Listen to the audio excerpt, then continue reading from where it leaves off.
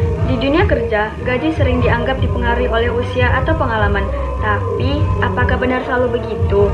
Kami tertarik menjawabnya lewat Employee Salary Dataset dari Kaggle, yang berisi informasi lengkap tentang usia, departemen, pengalaman, dan gender.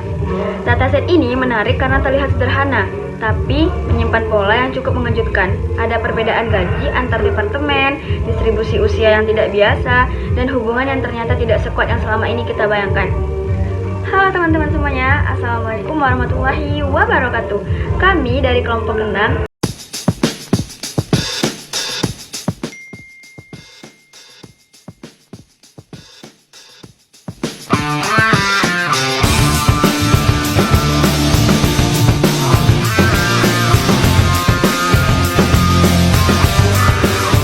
Kami coba menggali cerita di balik data ini, dan inilah hasil eksplorasi dari data kami.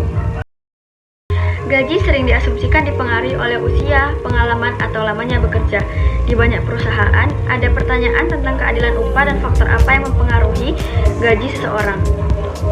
Dataset ini menarik untuk kami olah karena Employee Salary Dataset dari Kaggle ini memuat informasi lengkap tentang karakteristik karyawan seperti usia, pengalaman, pendidikan, gender, dan departemen.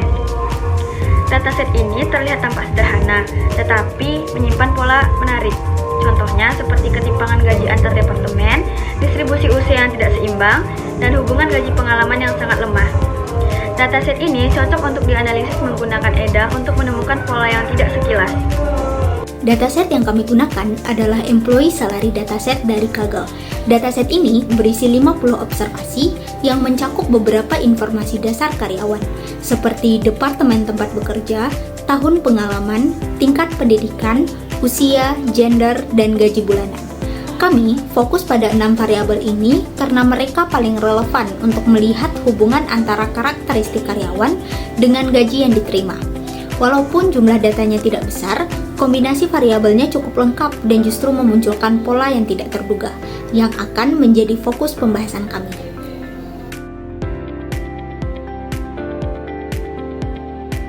Selanjutnya, visualisasi dan insight. Yang pertama, scatter plot, gaji versus tahun pengalaman. Grafik pertama yang kami gunakan adalah scatter plot antara gaji bulanan dan tahun pengalaman kerja. Kalau dilihat dari grafiknya, titik-titik data tersebar tanpa ada pola tertentu. Tidak ada tren naik yang menunjukkan bahwa semakin banyak pengalaman, semakin tinggi gaji seseorang. Secara statistik, korelasinya juga sangat lemah. Artinya, pada dataset ini, pengalaman kerja bukan faktor utama yang memengaruhi gaji. Ini menarik karena berlawanan dengan asumsi umum bahwa pengalaman selalu berkaitan dengan peningkatan pendapatan. Box plot untuk per departemen. Grafik adalah box plot gaji berdasarkan departemen. Di sini terlihat perbedaan yang cukup tegas departemen.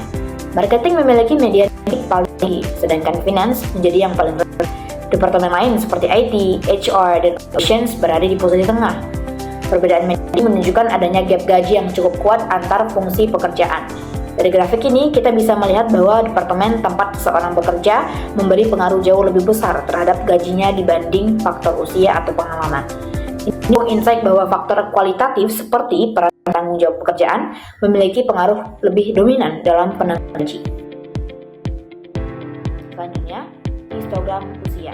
Grafik ketiga adalah histogram usia. Yang menarik dari grafik ini adalah pola dumodal, yaitu terdapat dua kelompok umur yang mendominasi.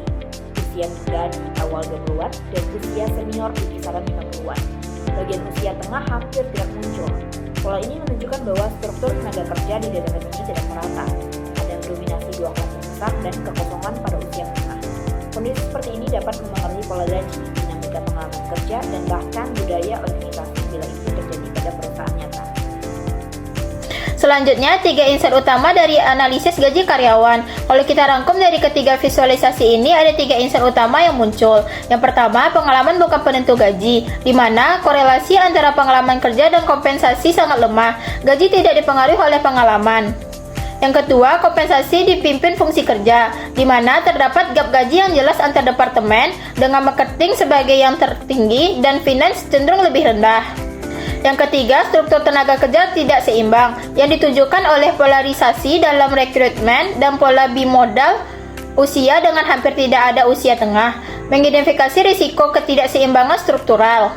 Dari ketiga insight ini secara korelatif memberi gambaran bahwa karakteristik demografi seperti pengalaman kerja tidak selalu menjadi faktor dominan. Sebaliknya, faktor kualitatif memiliki peran yang lebih kuat dalam penentuan gaji, sementara struktur tenaga kerja menunjukkan adanya risiko ketidakseimbangan demografi yang perlu diatasi. Sekian dari penjelasan dari analisis kami kali ini. Lebih dan kurang saya mohon maaf. Saya pamit undur diri. Assalamualaikum warahmatullahi wabarakatuh.